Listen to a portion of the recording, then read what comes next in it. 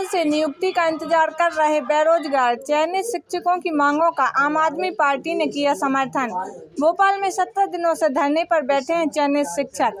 चयनित जीव विज्ञान विषय के शिक्षकों का है मामला। हम लोग हैं चयनित शिक्षक हैं जो नियुक्ति का इंतजार कर रहे हैं और सरकार ने ये कह के रोक दिया है कि आपने एक ही सत्र पे 2 डिग्रियां ले ली। एमएससी करते हुए बीएड कर लिया या कुछ और कर लिया, दूसरा एक ही सत्र में। दूसरा ये कि सरकार केवल नियमों का हवाला दे करके कहीं से पुराने और नए नियम ला करके नए नियम बना करके इस मंशा से काम कर रही है कि नियुक्ति रोक दी जाए। यूजीसी का जो एक लेटर आया है, यूजीसी के लेटर में ये साफ लिखा है कि एक ही सत्र में 2 डिग्रियां लेने वालों को नियुक्ति दी जाएगी, वो मान्य रहेंगी। मध्य प्रदेश में 2 डिग्री एक ही सत्र में लेने वालों को दूसरे स्टेट की सरकार तो नियुक्ति दे रही है, लेकिन मध्य प्रदेश की ही सरकार नियुक्ति नहीं दे रही है। सरकार को सोचना चाहिए कि इतनी गर्मी में लोग अपनी हक की मांग के लिए भूखे प्यासे यहाँ पर बैठे हुए हैं। प्रदेश की राजधानी भोपाल में ये पीछे डीपीआई की बिल्डिंग है, इस डीपीआई के सामने लोग बैठे हुए हैं।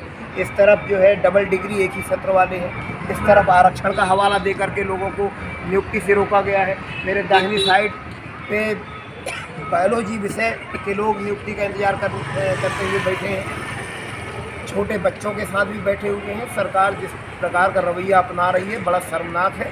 तत्काल ये जो बनाए हुए नियम हैं इनके द्वारा रोके गए हैं, इनकी नियुक्ति रोकी गई है।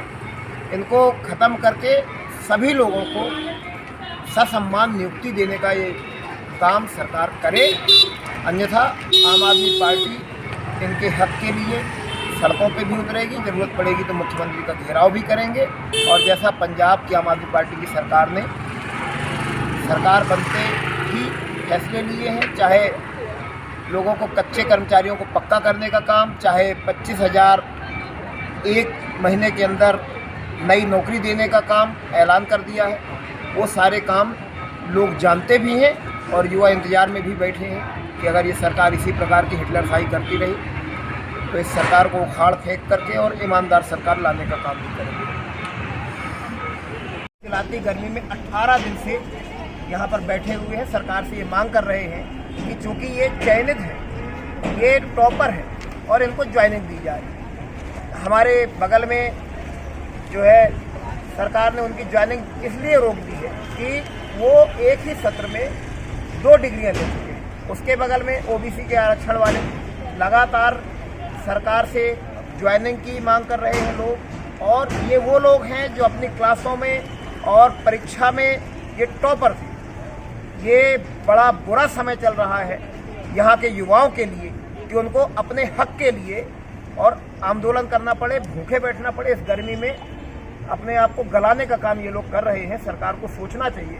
दूसरी ओर मैं आपको बतलाऊं कि अभी तक की सरकार की मंशा जो लग रही है, 2018-19 और 19-20 में सरकार ने बेरोजगारों से परीक्षा फीस के नाम पे 350 करोड़ रुपया ले लिया है, लेकिन उनमें से किसी को नौकरी नहीं दी है। मेरा सरकार से आग्रह है, ये वही लोग हैं जो आपने वैकेंसी निकाली, इन्होंने उसकी परीक्षा फीस दी, इन्होंने डिग्रियां ली और टॉप किया। टॉप करने के बाद इनको सड़क पे अगर बैठना पड़े तो ये सरकार का फेल्योर है। सरकार को सोचना चाहिए कि इनका स्थान यहाँ नहीं है बल्कि स्कूलों में है। इनको स्कूलों में होना चाहिए था, जिसको सरकार ने यहाँ बैठा दिया है और सरकारी स्कूलों को बर्बाद करने का काम किया है। अब आम आदमी पार्टी इन लोगों के समर्थन में सड़कों पर उतरेगी। निश्चित तौर पर आम आदमी पार्टी हर व्यक्ति के साथ में है जो आंदोलन कर रहा है, और टीचर तो देश का भविष्य बनाने वाले हैं। अंधकार से उजियारे की ओर टीचर इस समाज को लेके जाते हैं, और ऐसे लोग जो अभी तक अतिथि शिक्षक के रूप में ये पढ़ा रहे थे, अब इनको ज्वाइनिंग नहीं दी जा रही है, तो निश्चित तौर पे आम आदमी पार्टी इनके साथ कंधे से कंधा मिला करके आगे भी आएगी। जरूरत पड़ने पे हम लोग सड़क पे भी उतरेंगे, मुख्यमंत्री जी से बात भी करेंगे। इस मामले में हमारा एक डेलीगेशन जाएगा, शिक्षा मंत्री से बात करेंगे, जरूरत पड़ेगी तो धरने पे भी बैठेंगे, मुख्यमंत्री का घेराव भी करेंगे। नाम बता दीजिए। मैं रमाकांत पटेल, प्रदेश प्रवक्ता आम आदमी पार्टी। सर, समस्या ये है कि हम लोगों ने डीपीआई को एक एग्जाम दिया था, वर्ग 1 के उन्होंने वैकेंसी निकाली थी बायोलॉजी के लिए, खाली है अभी हमारे देश में। हम जानते हैं कि यहाँ पर स्कूलों में टीचर नहीं है, स्पेशली पीजीटी टीचर्स की यहाँ बहुत कमी है।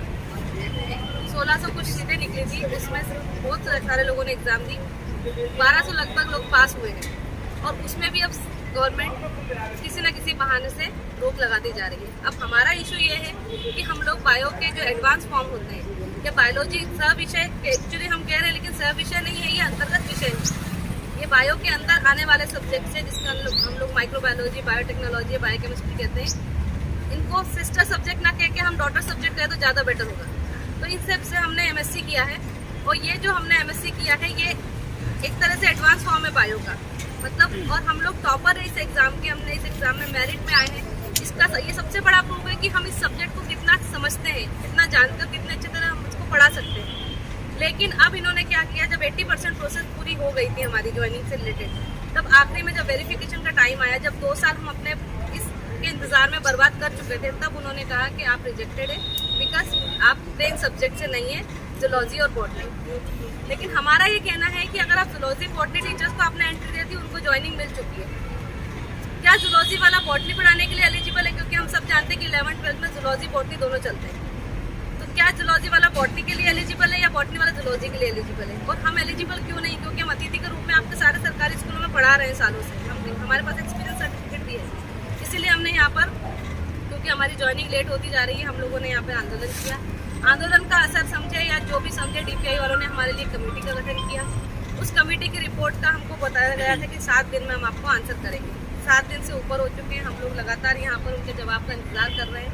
हम जानते हैं, हो सकता है वो लोग हमसे मौखिक उन्होंने आश्वासन दिया, और हम भी समझ रहे हैं कि हमारे लिए प्लस में काम हो रहा है, हमारे लिए पॉजिटिव कुछ रिस्पॉन्स आने वाला है। लेकिन आप बताइए कि कोई डेडलाइन तो होनी चाहिए ना। हम कब तक इंतजार करें? हम घर कैसे जाए खाली हाथ? हमें जब तक कोई खुशखबरी ना हम लेके कैसे जाए? 7 दिन के बाद आपका अगला स्टेप क्या होगा? 7 दिन हो चुके हैं सर। कमेटी को बने हुए 17 दिन। अभी भी हम कहीं पॉजिटिव एक होप लेकर बैठे हुए हैं कि कुछ अच्छा हमारे लिए आने वाला है, तो हम कुछ दिन और वेट करेंगे। अभी तक हम लोग हाथ जोड़ के विनती कर रहे हैं, सब नेताओं के पास चले गए, डीपीआई चले गए, हर जगह चले गए, हाथ जोड़ के अभी तक हम विनती कर रहे हैं, प्रेम से हमको ज्वाइनिंग कर दो। नहीं तो सर फिर जो भी आप जानते ही हैं कि हम लोग स्टूडेंट्स हैं, तो यूथ क्या कर सकता है सब जानते हैं।